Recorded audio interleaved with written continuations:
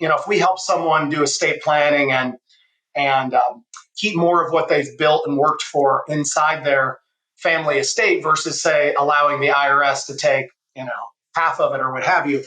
Well, it's not just so they can say, hey, look at all this extra money or wealth that I have, but what are you really going to do with that, right? Like, how are you going to change this generation, change your grandkids? What are you going to do with that capital to positively impact all of those around you and beyond, folks that you'll never meet?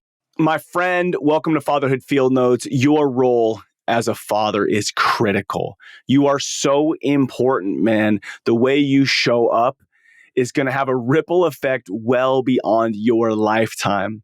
I know you're going to enjoy meeting my friend Luke Johnson today. Love this guy. 3 nuggets that stuck out to me from our conversation are: 1, you have the opportunity to extend grace in your home over a spirit of perfection. 2 is your ability in your home to create a peaceful environment is more powerful than you realize. You can set the tone in your home. And 3, as a father, there's this incredible power in being generous. Welcome to Fatherhood Field Notes podcast, where I interview incredible fathers, gaining wisdom from their stories for you and I to grow in our own craft. I'm your guide, Ned Shout, father to 5 kids, currently ages 11 to 18, and a husband to my rad wife, Sarah, working on our 20th year of marriage. So yeah, my friend, I am in the thick of it. I am in this with you. Now, I am rebelling daily against the low expectations for fathers, and I want to create a world where fathers know who they are as they show up for their families. You and I have such an incredible opportunity to impact our world simply through the way we embrace our fatherhood role in our home. This episode is brought to you by the Adventure of Fatherhood, helping men discover their powerful fatherhood role and build their fatherhood skills. I believe the role of the father is to serve, guide, provide, protect, and of course, find joy and have fun in the messiness of it all. I want you to be experiencing laughter in your home. Today's guest is my friend, Luke Johnson. I learned so much from him. Love this guy. Love his approach. I know you're going to enjoy meeting him. So it's Luke Johnson. Welcome to the show, bro. How are you today? I'm great, man. I'm great. How are you, Ned? I'm doing great. It's so fun doing the podcast, just getting to hang out with friends. Like my pursuit is just connecting with great dudes who cross my path over life and finding moments to connect and talk about really important things as it relates to fatherhood, marriage, life. And the cool thing is all of us have something to learn and gain from each other. You and I, we've met at Rise Up Kings. Our paths have crossed a few times. And here we are today talking fatherhood. So my first question for you is, how old do you find yourself today? I'm 47, but hopefully my biological, is that right? Like my biological age hopefully is less, because I'm trying to work out and look as good as you, right? Oh, bro, you're a stud, dude. You're a stud. Yeah, it's interesting, right? Is we're at an interesting time. Like I go every 4 to 5, 6 months and go get a DEXA scan, where they scan your body and then they tell you your age. Kind of like, actually, they'll tell you, your age, and then also how long that you're going to live for, which is like random. Have you ever done one of those DEXA scans? I have not, but I know guys who have, so I know what you're referring to. Yeah, pretty rad. Okay, so 47 years young. How many years you been married? So Alicia and I have been married for about 12 and a half years. Love it. And then how many kiddos do you have? Yeah, so we have a son. We have 3. A son who's 11 and a half, and 2 daughters who are 9 and a half and 7 and a half. So they're each a couple years apart. Nice. So you stay young and fit so you can chase those kids around. They see what you have to say. What do you have? You have 5 or 6 kids. So you definitely got to stay fit, dude. Yeah. Well, shoot, I just got back literally from the gym 5, 10, 15 minutes ago with my 14-year-old. And yeah, she smokes me in the gym. So she keeps me going. Where do you guys reside? Where do you guys do life? Like, where do you live? We live in Scottsdale, Arizona. My wife and I are both from the Kansas City area. I actually grew up on a farm in northeastern Kansas, and she grew up in that same area. But our paths crossed here in the desert in Scottsdale. So we've been here for a long time now. Awesome. Awesome. And then what do you do to provide value out in the world and feed the family? Yeah. So I own a company where we have sort of two parts to it. One is traditional wealth management, and then also, private deals that we source for our affluent clients. And then the other side, where I'm spending almost all of my time now, is we call it advanced planning and like strategic planning. So we get into the world of estate planning, asset protection, and sort of like business planning, like showing our clients how to take advantage of the same strategies that very, very affluent families have done for decades now. So it's a blessing. It still feels like I can't believe it some days where we get to work with really, really great people. Great, I mean, they have great success, but they also happen to be great people, and yeah, we try to add some significant value to their lives. That's awesome. That's awesome. Now, let me ask this question. How long have you been in Rise Up Kings? It'll be 3 years in July. Has anything shifted for you in like your view of like, I'll give you an example. So, I run an insurance agency. I just recently brought a business partner on, and some of our conversations. So, in our insurance world, a lot of people are just trying to build their company to sell it. And I guess that's kind of the sexy thing to do in any kind of industry right now, but especially ours. There's not a lot of independent agents like us. And what we've been talking more about is like, what does it look like to build 100-year company, right? Like, how do we have impact even kind of beyond our lifetime? And so my question, going through personal development, Rise Up Kings, Christian organization, thinking maybe more kingdom mindedly, has anything shifted in your approach to talking to people about their wealth, their finances, and thinking about dads listening right now, like as you kind of answer the question, to think beyond ourselves, essentially? Yeah, I love this question. I just had a conversation about it yesterday with another brother of ours who has found himself in a business with a lot of success. So, I mean, my shift that's happened really it's probably been the last just 5 to 7 years.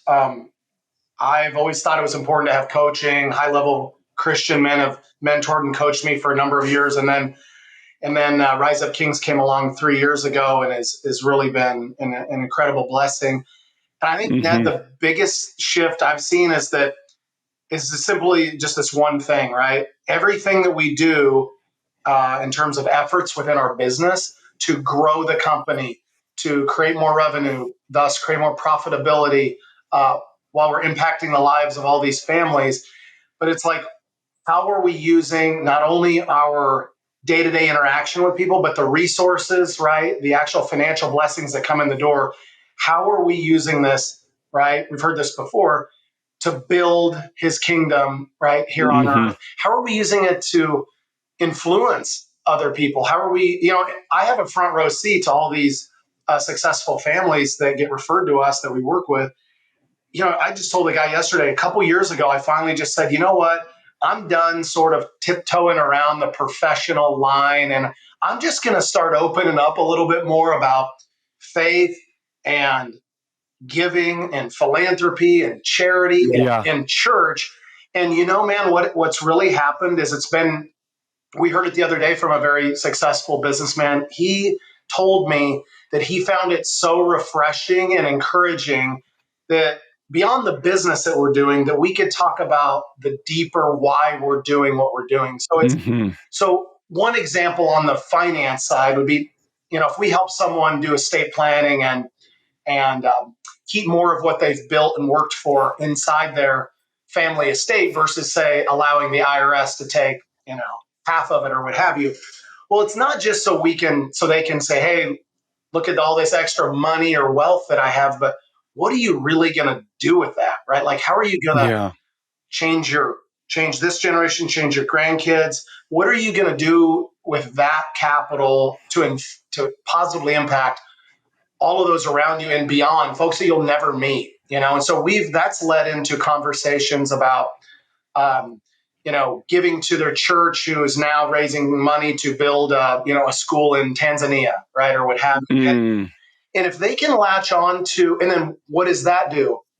that allows kids that have never heard the message, right, never heard the gospel, to come into a school that's safe and free to practice and share their faith beliefs. Boy, isn't now that's doing something, right? That's doing something impactful and real. And so Yeah. we've gotten families to really go beyond just the money or financial planning side of it and get much deeper into, just like we have, connecting to more of why they would do this type of planning, and then thus the impact it would have on others. And the other point I was going to mention real quick, Ned, was the first part of that, my shift, is just freely bringing up my faith as much, as uncomfortable as it was for a little while there. Now I don't know, maybe I just get older, more gray hair, and don't care, right? But I've had nobody in any business meeting yet, whether it's bringing up my faith, praying over lunch or dinner, or just inquiring and sharing. It's led to some of the most fruitful conversations. And it's led to is a different kind of business relationship, right? Where we've gone Mm, deeper. And I've had men that told me they've never opened up to anyone. And yeah. we've had these kind of deeper conversations about life, giving, even marriage, and really what they want they're planning to do beyond their kids and grandkids. And I got to say, just that introducing that faith component in these conversations, especially with these folks that have really wide influence, right? Their ripple effect is Yeah. Yeah. massive, is really led to some incredible conversations, and it's just made the relationships much, much deeper. Well, in hearing you talk, this is what I would say about that. And I have another question for you about it. But in you talking about sharing your faith, I think that there's at least kind of conceptually, there's these two approaches. And you didn't say at all in the conversation, yeah, this has allowed me to sit down and like win souls or convert people or whatever, like show people what sinners they are so they could come into the church. None of that was said by you. Everything that was said was fruitful, bring life, have impact. It was all life-giving stuff. And when I think about the good news, right, the good news isn't, hey, you're such a piece of crap, and so let me tell you what you got to do.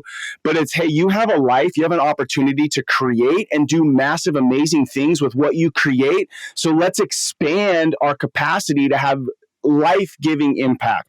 And so just you didn't know you were saying it maybe, but that is the approach. And so with that, I want to ask you this question, because I think many of us men struggle with a scarcity mindset. Now, I'm going to give you a couple of examples. It could be, man, I just don't have time to play with my kids. I don't have time to date my wife. I don't have time to help with this or that. I don't have time to talk to my neighbor, or I don't have money to do the same things, right? I don't have money to do X, Y, Z. So scarcity can really show up in any aspect, but since you're kind of living in more of an abundant world, right? I mean, those are the more conversations you're having. Um, what would you say is the difference or the approach to a abundant mindset versus scarcity mindset, if you have an opinion on it? Well, first and foremost, you just said it. I mean, choosing to live in that mindset is number one, right? And it's easy to go down the wrong path, right? Of once, it's like the expectancy theory in a way, where what you look for, you see, or what you look for, or what you focus on expands, right? Mm, And okay. so Yeah. if you're focusing on this didn't happen, that didn't happen, I fell short here, wish this, wish that, you kind of go down the spiral or the dark hole of scarcity, right? So the first thing I think, and of all the coaching I've, you know, been blessed to have over the years, yeah, abundancy and abundant mindset is definitely, I mean, mindset has sort of been right at the top of the list. But I think that Mm-hmm. abundancy, where if we truly believe like we're in a world where, um, it's not like not so much like a zero sum game. If we were competing in the same industry and I picked up a Mm-hmm. client in Hawaii, that's like taking food out of your family's mouths, right? It's not like a that, but we live in a world where there's more than enough to go around. And, Yeah. I know we share the same belief that, we're going to do what's right. We're going to work super hard, and we're going to look to level up across all these areas of our lives. And we believe, may not happen immediately, but we believe that abundance will wash over us, right? That there is so much out there, not just on the things like finance, but how about abundant marriages, right? How about like abundant, Hmm. how about abundant love between us and our us and our children, you know? Yeah. So when I think about abundance, I love talking about the mindset around this because once we kind of get into a place of that's our focus, and if we get off track, we come back. And once that becomes our focus, what ends up happening is, we start experiencing it, right? I don't think I've ever talked, Mm. right? I don't think I've ever talked to anyone, Ned, that said, I was in scarcity mentality all the months of this year or for the last 5 years, and then I just started crushing it, right? Like you don't usually hear that. You, Yeah. you got to Yeah. get out of the doldrums and out of whatever else you're in, self pity and whatever's led you to, say, maybe scarcity. And I got to say, the greatest points in business, in marriage, in my parenting, being a father, has come once I've decided, right, to really rest and participate in the world of abundance. So abundance, I think, is a lot more than just like we think about, like having a finance side, but what about bringing abundance, right? As fathers, like Mm. when we walk in our house, are people genuinely excited that are sitting in the kitchen or living room to see us because we show up with an abundance of encouragement, Mm. love, Yeah. grace. Like, how about the abundance that we do or do not bring into our house, right? So a lot of different directions. I feel like we could talk about abundance, but I think it's important, and yeah, definitely have a strong opinion on that word and what surrounds it. Yeah, I think the ending point that you made is really important. And if overall your primary resources, time and money, you have a scarce mindset, chances are that's going to fall over into I don't have, you're not going to be sharing love, encouragement, patience, grace, kindness, all the characteristics of love with those that are most important to you. Yeah. Now, with that in mind, you kind of led into fatherhood. What would you say the role of the father is? Uh, yeah. Wow. I mean, I guess it's in thinking about that before the podcast today, I thought, with that question, there's so much. I mean, the first word I think that comes to mind is what an incredible responsibility, right? The Mm. word responsibility. It's not something like you can go about. I think if you're really wanting to do it in the right way and live up to even close to the potential that God's given you, it's a serious, right? It's serious business, right? Mm. And it's not easy, right? I Yeah. had a mentor of mine the other day say, it's like everything that you ever want is typically difficult. Think about it, right? Like it's easy to be out of shape, it's hard to be in shape, right? Yeah. It's easy to be maybe poor, it's harder to be ultra successful, right? It's easy to be a crappy, lazy dad, right? It's Hmm. hard to be an impactful, intentional, present, on and on and on, fill in the other adjectives, right? So, like everything, but we want those things, right? We want to be great dads. We want to be great fathers. We want to be great providers, right? We want to be great influencers, and we want to be great. And the thing that's, the commonality, the common thread throughout that is it's not easy, right? You've got to put in the work. So, the role of a father, I happen to have a dad I thought did a pretty darn good job, and respected him a lot. And I learned a lot. He passed away 18 months ago. But when I think about my responsibility, what I learned from him, and my responsibility and my role today, boy, it's to be a teacher, a leader, a bright light, um, humble. Hey, kiddos, dad's not perfect, right? And having the ability to apologize, right, and talk. Was your dad good at that? No, no. Mm. So that was one of the my dad did a lot, I thought, great looking back, but he was a perfectionist. I've definitely taken on a lot of Mm. those traits, and wasn't maybe the best at saying, "Hey, I'm sorry," or "I screwed up," and so you look at these little munchkins, right, that we both have running around in our houses, and you see them growing up and playing sports and traveling with you and doing all these cool things, right? Getting baptized in the ocean, like I saw with you the other day. Yeah, that was epic. Amazing, right? And so they're growing up, and I think, boy, not just physically, they're shorter, they're looking up, and everything's sort of big around them, but everything is it.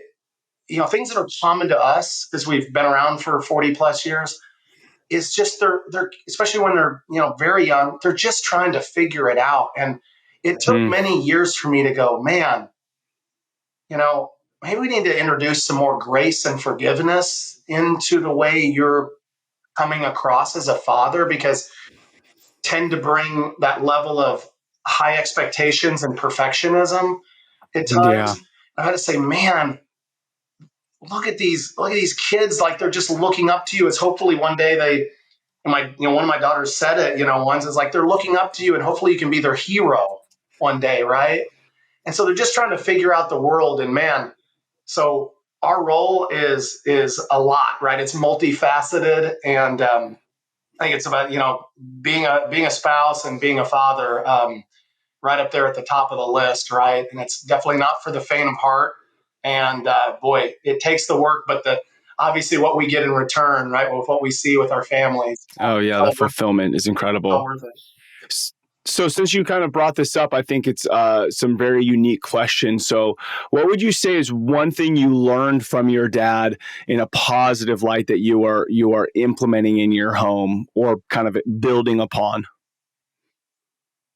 So my dad had a high school education, fought in the Vietnam War, came back, took a job at a factory, but always knew he wanted to be an entrepreneur like his father. Okay. Mm, So to answer your question, my father taught me hard work, work for yourself at all possible, like get into a place where you are sort of more in control of calling the shots, your schedule, your freedom, things like that. Time and of course money, right? Freedom. But he just figured it out. It was like he just worked his tail off. And so what he impressed upon my younger brother and I was the fact that it takes hard work. And he got into real estate and did some development and flipped some, properties and land back in the Midwest, and no formal training, no education, just had to figure it out, right? yeah, And so he left that factory job after many, many years of grinding it out, doing something that no one would really want to do, right? And so that's always the thing I think about my dad, and the other is hard work and work ethic. The other thing, even though he was a tough military kind of a guy, is when you get a little older, the kids, right? They start getting embarrassed. yeah, You're embarrassing me, Dad. Things like that. Yeah. yep, Would give me a kiss on the cheek. I mean, I was like graduating from college. He's kissing me on the cheek. You know what I mean? Like we're an Italian family in the mafia or something, right? Like always grabbing me by the face, kissing me on the cheek. So I was embarrassed for many years. And then I finally got to oh, a place, dude, when I was older, maybe in my 20s. And I thought, man, my dad he didn't care. He just loved me so much that he outwardly would express that, right? that's cool. So hard work. And yeah, he did show us a lot of love. And that affection. Um, okay, so I'm gonna come back to that. What's one thing that he did that you didn't appreciate that you are changing in your home? Mm, mm. Um, so my dad was in his hard work, whatever he did, he wanted to do it to the best of his ability, right? So he was a perfectionist, and and so many times, like, so I grew up on a small farm, right, out in northeastern Kansas, and so we were 80 acres, a lot of land, garage, barns, like we had a lot of machinery, so we were always working on stuff. So often we would be taking apart something like maybe a lawnmower or something and putting it back together, and if that was my responsibility and I put it back together, and maybe you end up, if you ever put maybe a piece of furniture together and you end up with like one loose bolt and like one, Yeah, and you're like, yeah, it looks good. I don't know what's going on with these two things left here, right? But My father had a tendency to focus on what was missing, what was wrong, maybe failure. Um, he definitely loved us and told us great job and encouraged us a fair amount. But I think what overrode that to some extent, some of the time, was his focus on where we were falling short, and almost Mm, to the point of mistakes. You can look at mistakes as, hey, those are your opportunities to learn, right? It's kind of like win or learn, that philosophy. yeah. I Yeah. think it was like win, or if you fail, it's like, oh my gosh, why did you fail? How could you allow that to happen? That should have never Mm, happened. And probably a pretty big emphasis on avoiding mistakes, and or at least sort of coming down on my brother and I in terms of like, just failures. It could have been something as little as putting together a model airplane to doing something very important at the family business that he started, after he left the factory. So I think that's something that, and that was part of my growing up. And then right. now fast forward to today as a 47-year-old man with these three kids, like, hey, maybe there's a better way, right, to go Hmm. about Hmm. when presented with those opportunities with my children, right? Maybe there's a better way. Maybe there's a more constructive, healthier way to go about talking through any type of failure, right? Bad grade at school, misbehaved with the teacher, whatever the case may be, rather than more of a, coming down hard on them in terms of, I can't believe this happened, and kind of going down that path, even though you may think that, right? Maybe taking a different approach to it. So I Yeah. know my wife and I really worked hard on how we go about, that with our children. Yeah. Yeah, man, that's really good. So I was having lunch with a friend the other day, and his name's Michael Davis. He's got seven sons, from I think around 6, 7, all the way up to like 23, 24, something. And something that he was talking to me about was character over success. And I think a lot of fathers, we feel like we got to get our sons, especially, or even our kids, to be ready for the real world and like successful, right? So kind of thinking about the way your father approached it was like, I got to get these boys ready to fend for themselves, which is great, right? I mean, you're doing great, you run your business, and a lot of those things are very beneficial. But what's interesting is like you and I are highly into like personal development and working on our character.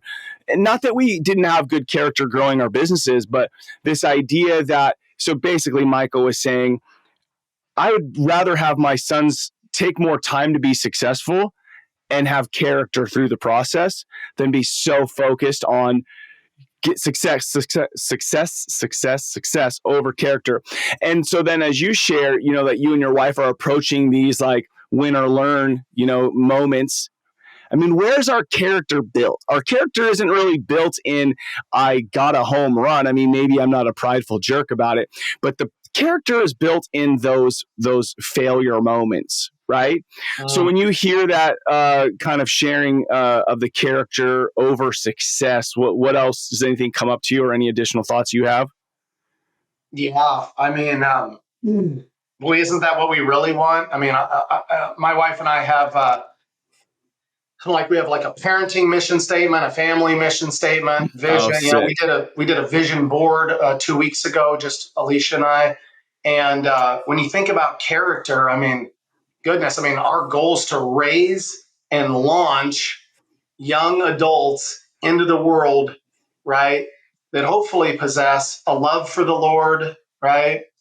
Honesty, integrity, and then, work ethic and all these other things. But without character, right? I mean, you bring up a great point with Mr. Davis there you were meeting with. Like, without character, I mean, you can go out and be successful or do this or that, Yeah. but at what price? At what, what are you sacrificing? You know? Yeah. Yeah. Yeah. Oh man, so good. Okay, so you can say pass on this question if you'd like to, but I think many men are coming into this stage where their father is passing, and it's been 18 months since your father passed. I don't know if there's anything you would share from, from that. Like, what did you experience, positive or negative, or? What did you experience in that process that you would think would be worthwhile for another man to hear? Because that's going to happen to me one day. It's going to happen to the dudes listening to this one day. And you can say pass and I can move on, or if there's something you got. Yeah. Well, I wish I would have known this question was coming, man, because I would have had the 5-page eulogy. And I got to say, not to read it all, right, but maybe to reference a point or two.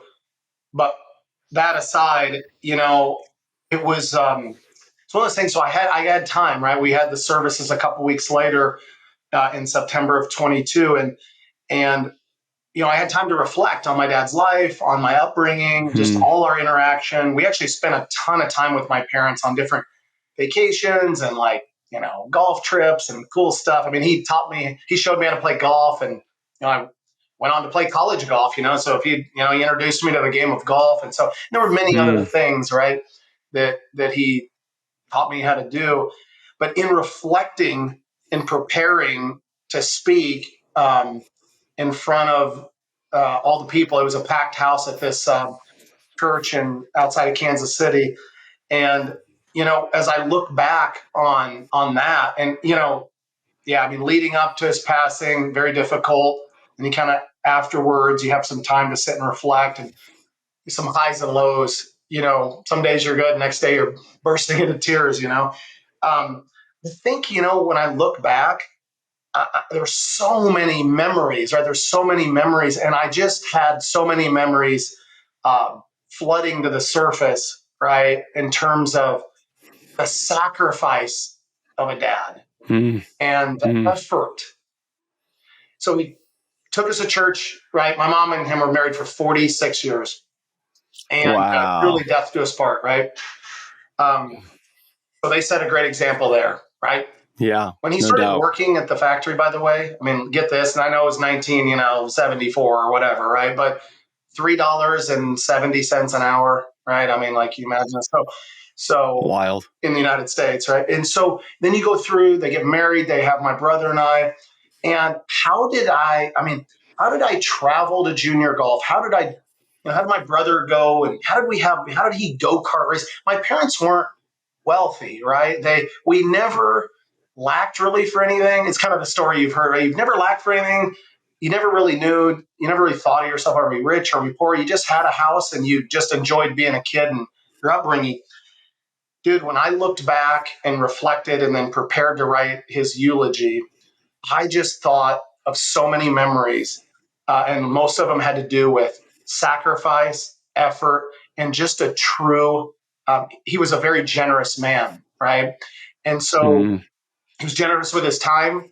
I mean, never missed a baseball game, things like that. But he taught us, the importance of our faith. We went to church, we gave, we volunteered, we tithed, we helped those in need. And I got to say, man, looking back, you hear this sometimes, but it's like they didn't just do the best they could, but they really, my parents, my dad, really worked hard at being upstanding, good people. You know what I mean? Yeah. And yeah. I look back, and as a kid, you don't realize a lot of this, right? I look back and I'm like, how in the heck did I go to college? Because I worked and I paid for some, but they helped me, and I'm like, hey, how did they afford that, or how did they afford? I mean, traveling to all these junior golf tournaments all over the flipping country, and I was no Tiger Woods, you know what I mean? I wasn't going to go to the PGA Tour and make all this money, but they did it, right? They did it, and they sacrificed, and so reflecting, man, on my dad's life and what he did for us at the time, it wasn't at the forefront of our thinking. And then when I spoke that day, September 17th of 22, I was sort of overcome that week with, wow, what he really lived up to the responsibility of being a true father. Wow.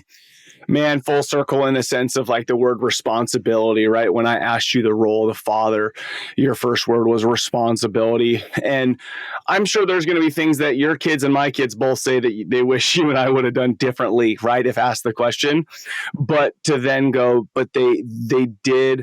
I don't even want to say the best they could with what they had, but you get it. They took responsibility with the resources that they had and the person that they were. as you're sharing, dude, and as guys are listening right now, guys, I want you to think of two things. One is, if your dad hasn't passed, he's going to one day. And so if there's anything you need to say, do, connect, do that. Do that, because it's not going to last forever. And then, dude, I almost burst into tears as you were talking, because for a moment there, I was envisioning you as I was my son Brody, that like one day in, whatever, 30, 40, 50 years, somebody could ask him that question and him go, oh yeah, I wrote my dad's eulogy. So dads, as you're listening to this, don't just think about you and your father and think of like, because we can get kind of like, oh, my dad was this or that, right? But what is your son going to say about you? And you have time. You have time to shift what it is that he's going to say about you in the way that you show up the rest of your life for your kid. And that's heavy. Like literally, my son is going to have an opinion of me. I mean, he does today, and he will in 30 years. What am I doing today to make him feel loved and important and valuable, and that I took responsibility to steward that relationship well? Yeah, dude. I mean, boy, I'm glad you said that. There's one day our dads aren't going to be here, right? If they're still Yeah. here. But then, and we had the opportunity to do that, right? And Rise Up Kings, right? With the eulogy. And you brought that up Yeah. at the end of my rock experience, man, just real quick. I said that the eulogy for me was the most powerful and sort of hard hitting experience that we did that week. And the reason it was because of what you just said, like there's the way we're living now, which may be mostly good or whatever, right? Whatever. Yeah. And then there's the way we truly are not only can live, but are called to live, right? So we can do better, right? We can do better, but called. I mean, we're built for more. We're built for more. Yeah, dude. Okay, so I wrote down a statement you said. I've never heard it, and it's already kind of been mulling in my head during our conversation. Okay, so let me say this, because you said just now, there's a way that we were called to live. Now, guys, I want you to hear this, not in like God's given everybody the exact purpose. Like Ned's supposed to do this podcast and Luke is supposed to do wealth management. I don't really think that's necessarily how it works. I think that we're called, or the opportunity to live an abundant life. Okay, so going back to abundant. But you made the statement earlier. This is the one that was like, it's mulling in my head. It's easy to be poor. Like that's a tough statement. The reason why I bring it up now is it's easy to be poor. It's easy to not step into the opportunity to create a life of abundance. Right. And people are just like walking around like everything happens good for other people. My life is whatever. It's mediocre. It's average. They're missing the opportunity. That's easy. It's easy to bitch and moan and complain and say it's everyone else's fault why you don't have or do what you want. But you have the opportunity every day to get your ass out of bed and make the most of that day. And the more days that you do that, they start stacking on each other. And like you said at the beginning, like once you have the mindset of abundance, it's not like if you get the one deal in Hawaii, like I'm out. No, there's enough. There's enough. And so I just love, but it's hard, right? It's hard to get your ass out of bed and just do it. But the way you feel about yourself, the way you look in the mirror, if you go to the gym, if you invest time with your kids, if you invest time with your wife, in your job, it's easy to be poor. Oh, dude, that is if you're sitting there, if you have an average ass life, that's because you chose it and it was easy to do. But you have the opportunity to not live a mediocre average life. Yeah, man, you said the most important word in this little section right here. I wrote it down here.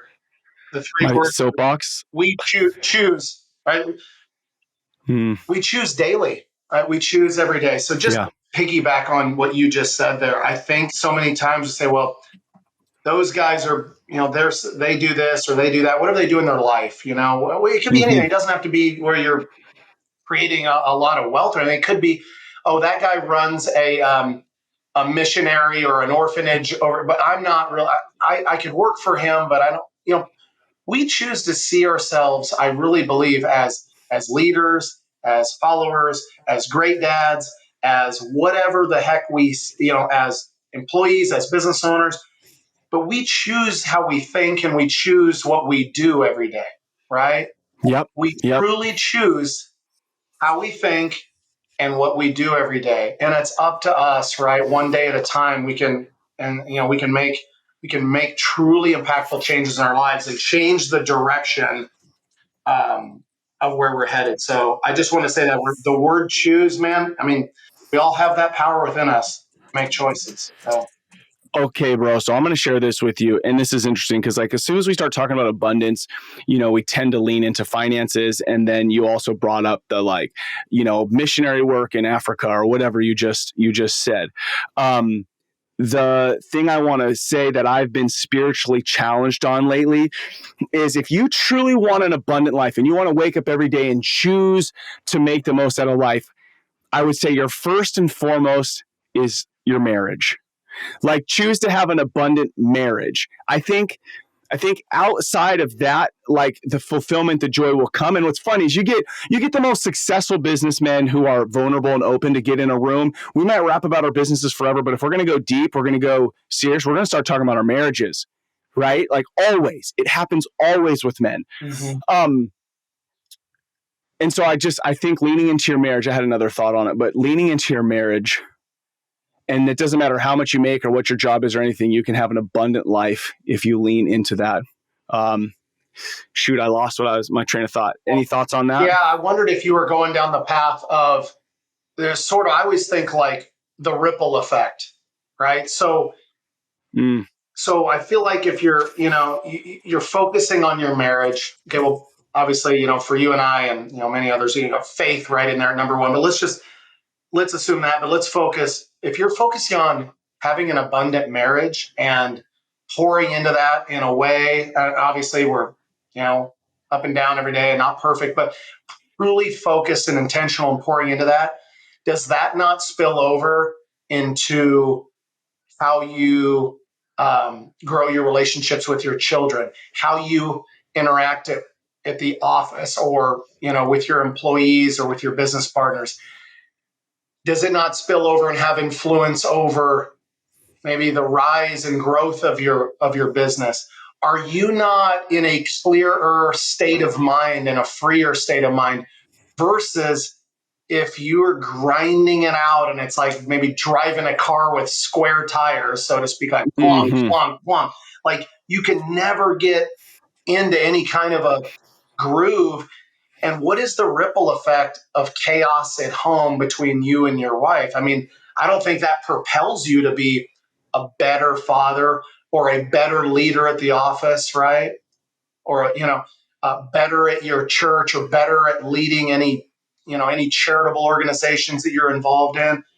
Probably makes it where you operate at a less than desirable area. So that was my thought. When you talk about focusing on an abundant marriage, I feel like the ripple effect of that is like throwing a big boulder in a pond and it spreads wide, right, across all Dude. areas of your life. Okay, I'm glad I froze up because what you said is exactly true. And what I think sometimes, or as you said this is what popped in my head.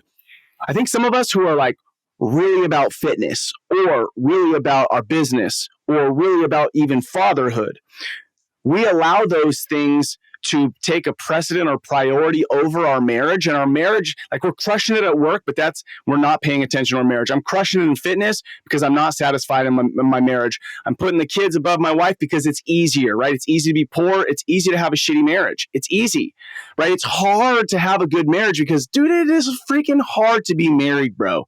It is hard. It is. My friend Dan Tacchini on the podcast, I think it was him. He said, marriage is a crucible, right? It's your opportunity to just like die to yourself and lean in. But like you said, I think if we were to put that marriage as the center, at least of those other things, okay, obviously faith, okay, but put the marriage above those other things, then I think the fitness, the business, the kids, the ripple effect for those is much more authentic than the kids move out and the business fails. And then I'm like, oh God, all I have is this lady who I don't know or don't like, and I'm out. Right. I think that there's we put a lot of things before. So I think the ripple point was really important. And then, okay, sorry, last thought. I volunteered at a Rise Up Kings event a few months ago, and we were at the cemetery, and I didn't do the eulogy thing because I did it before. So I'm walking around and I find this tombstone, and I don't remember exactly, but all I know is it was the Smiths, and it had his date of birth, his date of death, the dash in the middle, and the only thing on that, it didn't tell me how much money he made. It didn't tell me any businesses or philanthropy, but he was married for 70 something years. And I'm like, so when you're talking about this ripple effect or like what matters in this life, you're like, holy smokes, like that's crazy, bro. Like we're in our 40s. Homie was married for 70 years. That's the gangster shit, right? That is really entering in life fully. Man, the dash. Because you know how hard that is. Think of that guy's dash, right? Yeah. Yeah. What did he, you know what he did? I mean, besides a heck of a lot, right? Of course. He had impact. His dash had a ripple effect across generations, right? His wife, his kids, the way he led his family, right? The ups and the downs. How about the sheer fact of dad never quit the marriage? Just dad, right? Because he can quit. You can quit. You can quit. Yeah. Right? Do you think they ever had any hard times? I mean, growing up, I mean, right? Think Mr. Smith ever had any hard times? Of course he did. And so, wow, that guy's dash, I mean, wow, what a legacy, right? What an impact on multiple generations I'm sure that this gentleman had. And again, just because you're married 71 years doesn't mean you're perfect. We're human beings. We all know that. Of course. We're human beings. But you're waking up choosing. So go back to that. For 70 times 365, dude got up every morning and chose, all right, I'm going to do this thing. You know what I mean?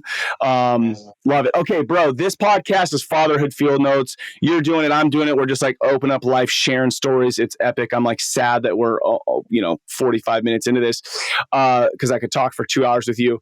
But the mantra behind this is rebel and create. Okay, as men, we want to fight. We want to have, a fight in front of us. What's something small or large that you're rebelling against in this culture, this day and age, in your home? And then not just to tear down a wall, but what do you want to create in its place? Man. Well, I think, this was brought to light when I went through, my own Rise Up Kings experience. I think what comes to mind when you bring up rebel, it's rebel against the pull, almost like a gravitational attraction to comfort and ease. And when I think about like the kids, like I'll never forget when I got home, late July 2021 after my refinery, and it was things like my wife needs help with this, or the kids want to play a game on the floor, or this needs done. And, maybe in the past I would have done it some of the time, but I'm sitting there going, I've had a 12-hour day. I've worked hard. I just got back from a business trip. Whatever. So rebelling against that, like that, like the easy, it's easy to do this. It's hard to do that.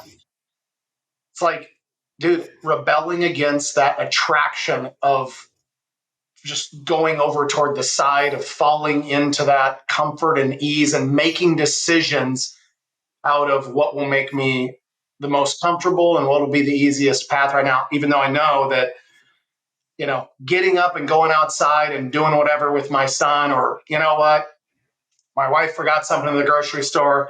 I'm going to get up, I'm going to go out and get it for her. And I'm not going to say, why did you, I'm just going to do it. Right. So rebelling against that, that attraction, it's like, it's in our world every day, right? It's all about comfort, right? It's all about speed, ease, comfort. And I know that what I've learned in the last 3 years is if I choose ease and comfort with my fatherhood and with my marriage, it will not lead, right, to the best results, right? Yeah, man. So that's on the rebel side. You asked me another question, right, about creating. Yeah, and you so out of that, when you choose, you gave some great examples. When you choose to run to the store for whatever it is your wife needs for whatever, or you go kick it with your son outside for a minute, what is it that you're creating in that moment where you're like on your phone scrolling which is not bad. I want to sit down and unwind sometimes, right? But, and sometimes I need to do that. And then sometimes I need to not just seek the comfort, right? And then go do what needs to be done. So what do you create in that moment when you choose to step into what you would say is uncomfortable? Yeah.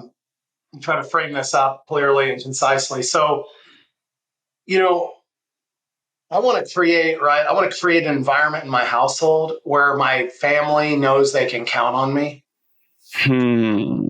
Like dad not only does what he says he's going to do and does what he tells us to do, but he does it, right? Hopefully at 100% effort, 100% of the time. That's the goal, right? Yeah. Yeah. So he does what he says he's going to do and gives max effort. It's like it's the mantra I had on our flag football team that I coached last season, right? Max effort, right? 100% of the time. You know what's really wild? So I got to Let hang me out. check. Yeah, go ahead. Oh, go ahead. No, go ahead. I want to. No, you say your thing, and then I'm going to bring it up. Okay, Go hold on ahead. to whatever your thought is there, because Yeah, I got all it. I was going to say, we've heard that many times, right? And I don't want to go too far off here, but give 100% or give max effort. So a few years ago, my business coach hosted an event in Las Vegas where we had all these great, business owners came together. And I sponsored the event, my company. And so I got to come on stage and I got to interview Jerry Rice, the Hall of Famer from the Sick. San Francisco 49ers, right? So it's Jerry Rice and me and my business coach on this stage for like an hour, right? And then afterwards, this guy was super generous with his time and his wisdom and all this. So we get done, we record some videos, and he was sending videos I was recording to my family. It was so cool. Anyway, he said this. He goes, I'll never understand one thing. And I'm relating this right now, Ned, back to fatherhood and marriage and just our role, Yeah. essentially Yeah. rising up within our role. He goes, I'll never understand one thing.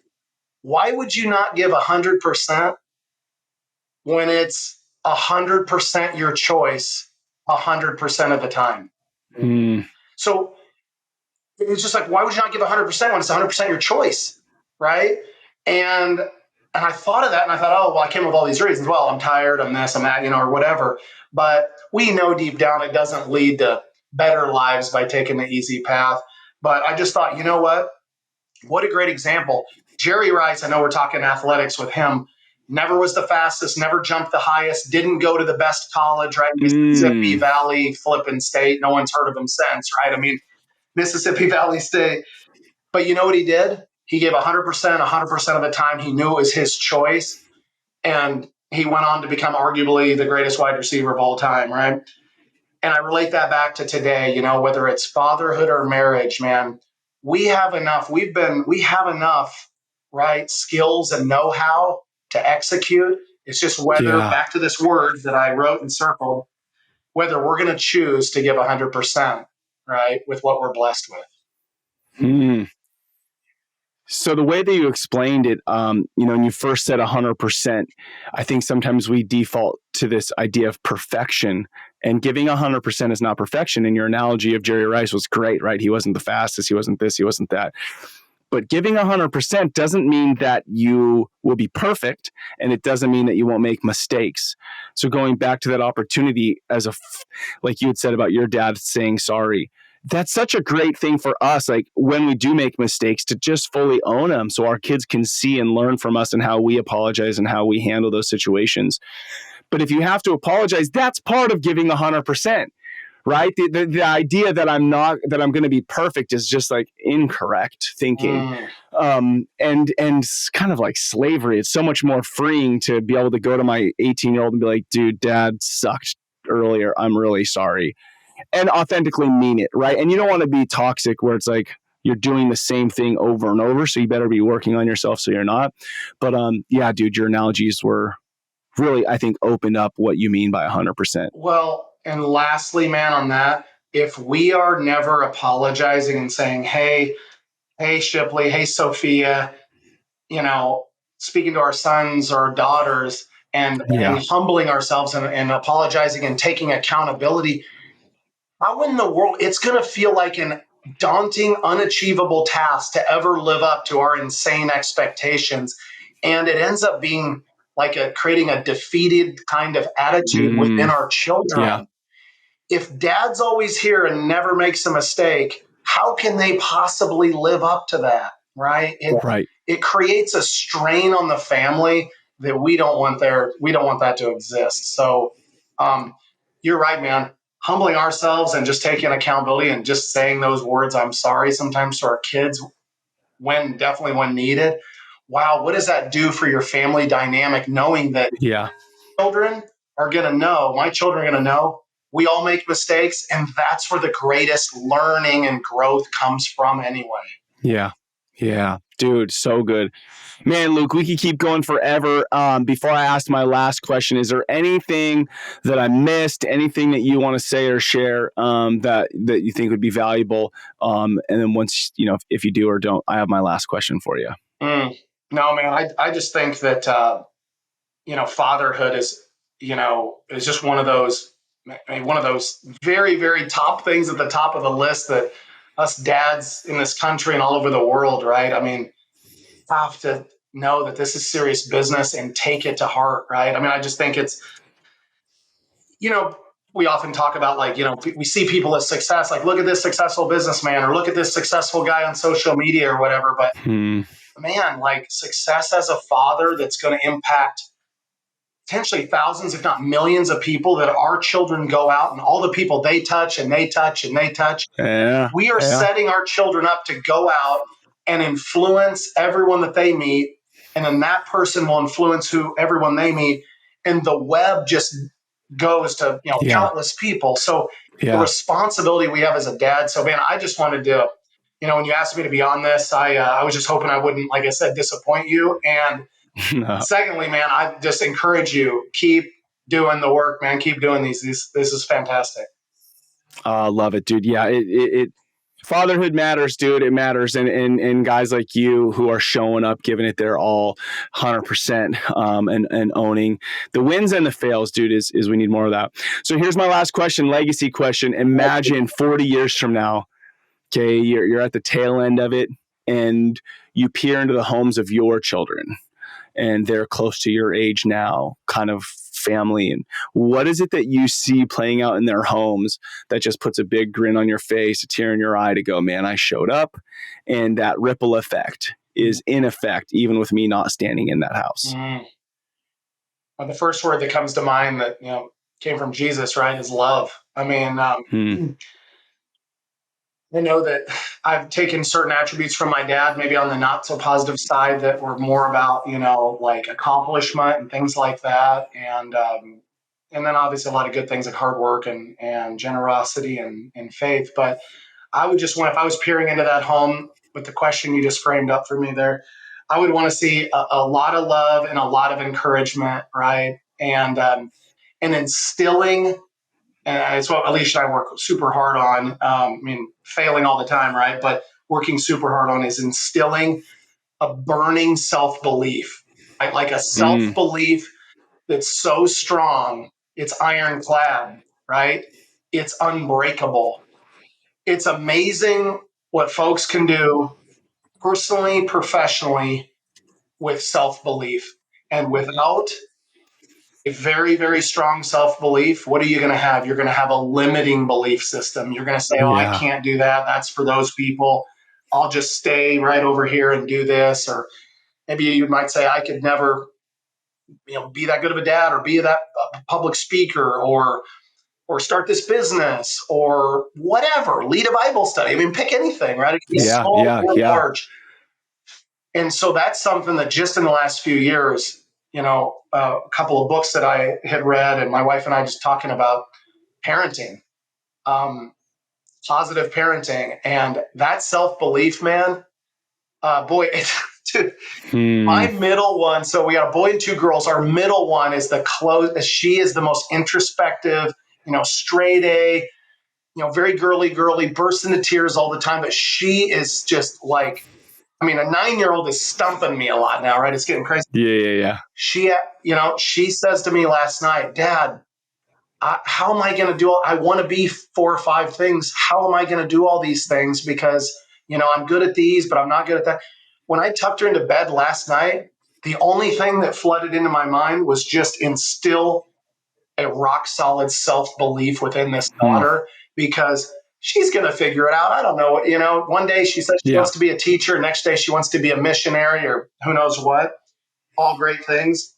But dude, self belief is what I want to see within Yeah. my kids and grandkids, because right, that sort of belief and knowing that they can go out there and truly pursue their calling, that's got to be within them. And hopefully, when I peer through that proverbial window, right, one day that I would see a lot of love, a lot of encouragement, a lot of grace, and a lot of self belief within those walls. Yeah. Man, beautiful. And I think that is like a primary role of the parents, is to instill identity, which is that self-belief.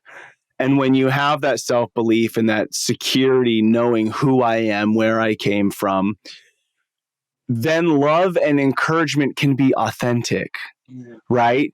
Because when I love out of knowing who I am, there's a security there. When I encourage you, I'm doing it out of a rock solid belief of who I am, not because I'm trying to fluff you or I'm trying to fluff myself. And so I think if we can instill that self-belief, that identity into our kids, then we've done our job as parents. And I think the hard thing is so many of us dads may not feel like we know who we are. And so that just shows you really have to do the work to discover who you are while also teaching your kids. And what an opportunity, right? Yeah. What an opportunity. It's not easy. It's hard. But when you look at yourself in the mirror at 80, 90, 100 years old, you will feel like a man who gave it 100% in his life. Boy, so well said, dude. Identity, man. It might be the Mm. word of the day. I hadn't mentioned it yet, but you just did. So good, man. So good. Dude, I love it. I love you. I'm grateful for you. Thank you for this time. I look forward to our paths crossing again, hopefully soon. Yeah, man. Thank you so much. I really enjoyed it, Ned, and keep up the great work, brother. Awesome, man. Until next All time. right. Take care, man. We'll see you. What another incredible conversation. A couple things that really stuck out to me are what you focus on expands, right? We talked a lot about abundance. So what you focus on, it expands, but I also want you to think it can contract, right? So if I look at things with a scarce mindset, if I focus on that, then my resources will be more diminished all the time. Incredible conversation. Dude, if this is helping you, please write a review. It helps spread the word that fatherhood matters. If you can think of a friend who you know would be impacted, that you could shoot a text that's encouraging, like, yo, dude, I see you as a great dad. I see you coach your kids. I see you show up for your family, work hard. Dude, keep after it. There's this podcast I listen to every once in a while with great content, just to, keep encouraging you on your journey. One, most dudes are not getting complimented on fatherhood. So it's a great opportunity to do that, and another opportunity just to share a resource with them. All right. Thank you to all you dads out there listening to Fatherhood Field Notes Podcast. What you do matters. Don't be like everybody else. Be yourself. That is who your kids, your spouse, and your community needs. This is your guide, Ned Shout. Together, you and I, baby, let's rebel against the view that fatherhood has little impact and create lives that are engaged in mastering the craft of fatherhood. I look forward to hanging out with you next time.